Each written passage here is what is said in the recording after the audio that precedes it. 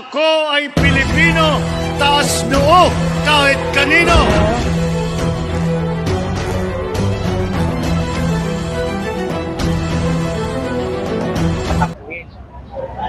Tumatakbo ngayon ng 1st District ng Nueva Ecija as congressman. So, first time niyo po ba? First time niyo po ba? O... Yeah, first time. Ano po sir ang ating pangalan? Argel Joseph Kabatbat. Ano yung plano natin kung tayo ay mailuklok na sa Nueva Ecija bilang isang tinatawag sa first district ba? Nueva Ecija. So ano po yung ating plano sa ating mga kababayan dito sa Nueva Ecija? Okay. Although hindi ko in-expect yung sagot about politics kasi itong event na to, actually, hindi na to issue ng politika, issue na to ng kabuhayan eh. Kasi last week, nag-ani na rin kami. 2 hektarya lang sa tito ko, nalugi din kami eh. So, but anyway, kung yan ang tanong, ang sagot ko lang naman dyan, gusto ko sana na ang masunod kung ano ang dapat gawin ng congressman. Dapat ang masunod yung mga tao. Dapat alam ng congressman kung ano yung problema ng mga tao. At ang problema ngayon ng mga tao, yung bagsak ang presyo ng palay, ang taas ng presyo ng abono, at pati hindi lang palay, pati sibuyas, kamatis, lahat na nagbagsakan eh. Ngayon na nalugi yung mga magsasaka, damay-damay dyan, pati toda, wala nang sasakay sa mga sasakyan nila. Damay-damay na rin dyan yung mga nagtitinda sa palengke dahil wala nang bibili. Dahil nga nalugi yung mga magsasaka, halos 90% ng mga tao dyan sa District 1 puro magsasaka eh. Yan ang pinakamarami sa buong Nueva Ecija. So nandyan tayo sa sentro ng magsasaka sa Pilipinas.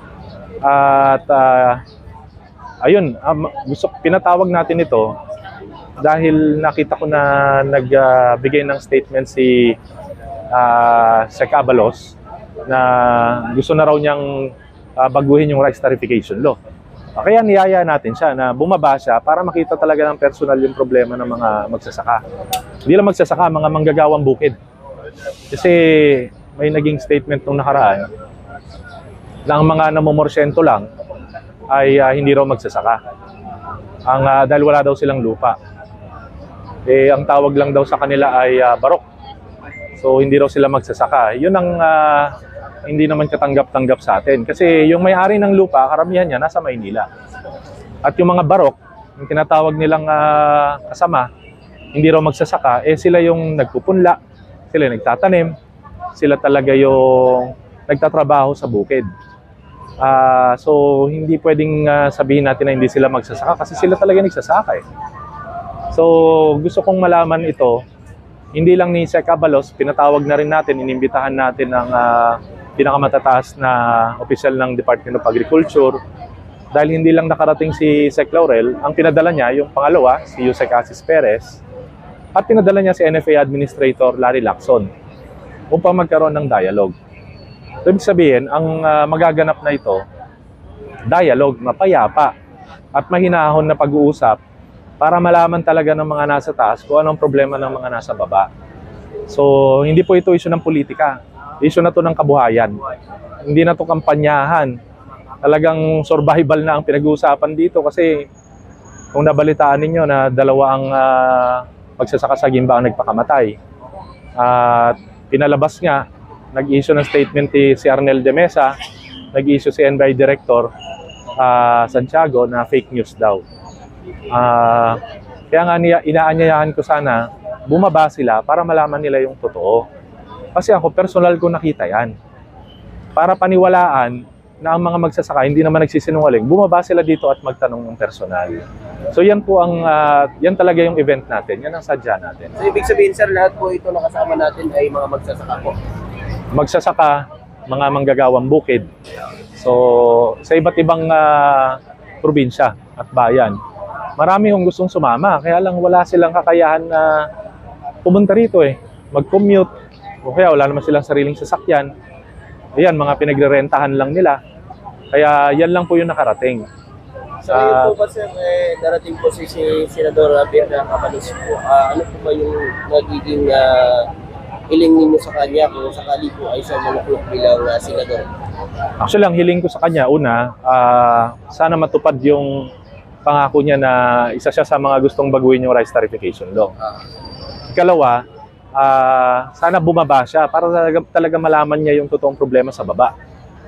Kaya naman natuwa ako na bababa talaga siya. Ibig sabihin, wala siyang tinatago. Handa siyang humarap sa tao. Kung handa siyang humarap sa tao, doon talaga maririnig kung ano yung hinaing ng mga tao. Ang plataforma kasi sa gobyerno, dapat hindi yan iniimbento. Yes, Dapat yan, tinatanong mo talaga diretso sa mga nasa laylayan. Kaya ako po natuwa na may isang pumayag sa imbitasyon natin na bumaba at makausap talaga yung mga naghihirap na mga magsasaka at manggagawang bukid natin. Sir, sa napakalaking epekto ng rice tarification, ano po ba yung pwede nyong para ma-resolve yung problema sa rice tarification? Ano plano po ba? Ano mga hakbang na gagawin po? Sa totoo lang, hindi na talaga pwedeng basta-basta i-repeal yan eh. Kasi nga, bumagsak na yung presyo ng palay, marami sa mga magsasaka ang nagbenta na ng lupa nila kasi wala na raw silang kikitain. So, kailangan ng batas dyan na talagang pag-aralan paano natin i-minimize yung importation. But at the same time, kailangan pa rin natin protektahan yung mga consumers na mapababa yung presyo ng bigas. Nung pinirmahan kasi yung Executive Order number 62, pati yung Rice Tarification Law, ipinangako na bababa ang presyo ng bigas. Pero hindi bumaba ang presyo ng bigas ang bumaba lang presyo ng palay. Tapos, hindi naman makalaban ng NFA dahil tinanggalan ng kapangyarihan ng NFA. So, ibig sabihin, talagang totally controlled ng mga kartel ang presyo ng palay. Dati, nung bata tayo, 2010, sabihin na natin, nung 2010, pag ang presyo ng bigas, ang presyo ng palay ay 15 pesos, ang presyo ng bigas, 30. Ngayon, ang presyo ng palay, 15, pero ang presyo ng bigas, 52. So, sino ngayon ang nakikinabang doon sa laki ng agwat na yan? Hindi nakikinabang ang consumers. Nalulugi yung mga magsasaka. Ang tanong, sinong yumayaman? Napanood na natin yan sa Quinta Committee. Hanggang ngayon, parang wala akong makitang sagot. Parang lahat nagtuturuan. So, ito, yung magiging usapin dito, hindi usapin ng paninisi. Usapin to ng pag-uusap. Para malaman natin, ano din ba yung kahalagahan ng mga magsasaka para mapigilan to. Kasi alam mo, kahit sinong administrasyon ang umupo sa gobyerno, ang dadatnan na nila dyan, yung mga matatagal ng sindikato na nakaugat na. So kahit na bagong appointed lang si NFA admin na Larry Lacson, pagdating pa lang niya dyan, marami na talagang mga sindikato eh. Kaya nga nabalitaan natin nung last year, marami silang mga sinuspinde. So at least kahit papaano, itong administrasyon na to may ginagawa. Hindi natin dapat to isisi lahat sa administrasyon eh. Kasi dinatnan na to na problema na pumuputok na lang ngayon sa mukha ni Presidente. Pero ito yung problema na dekada-dekada na naimbak. Kaya nga po, naintindihan din naman namin yan. Kaya sana wag tayong akusahan na tayo ay manggugulo lamang. Nung nakaraang rally, hindi naman tayo ng gulo. Ang pinakapanggugulong ginawa natin doon, yung nag-push up kami, nila Colonel Kerubin. Hindi naman panggugulo yung mag-push up ka sa bypass road.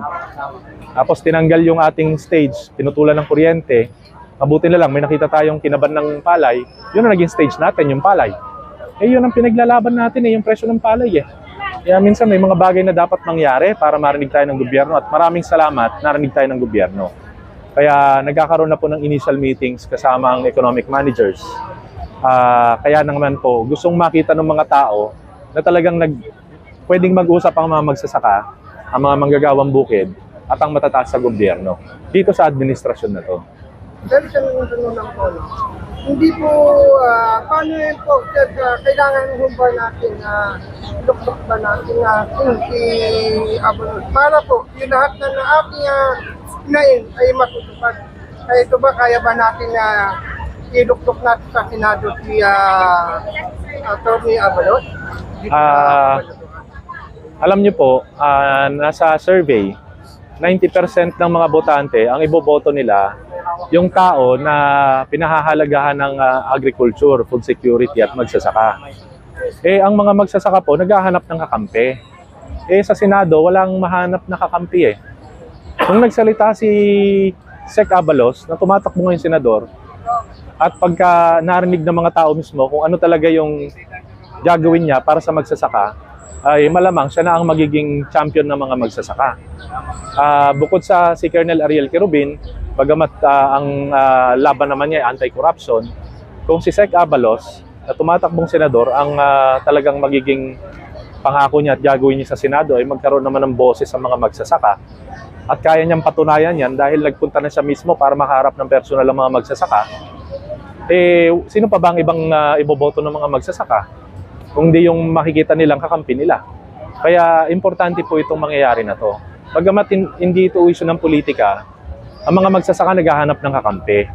So sino ba sa mga tumatakbong senador ang talagang totoong magiging kakampi ng magsasaka? Yung totoo, hindi yung puro pangako lang. Kasi karamihan ng politika, mga politiko, sa kampanya mo lang makikita eh. Sana po, makahanap talaga yung mga magsasaka ng totoong kakampi na hindi sang-ayon sa puro imported. Hindi sang-ayon na yumaman yung mga mayayaman at maghirap yung mga mahihirap. So naghahanap po talaga ng kakampi. Sana po matuloy yung pagbaba dito ni Sec Abalos. Sana po ay maganda ang maging usapan niya yung araw. Ikaw, pala.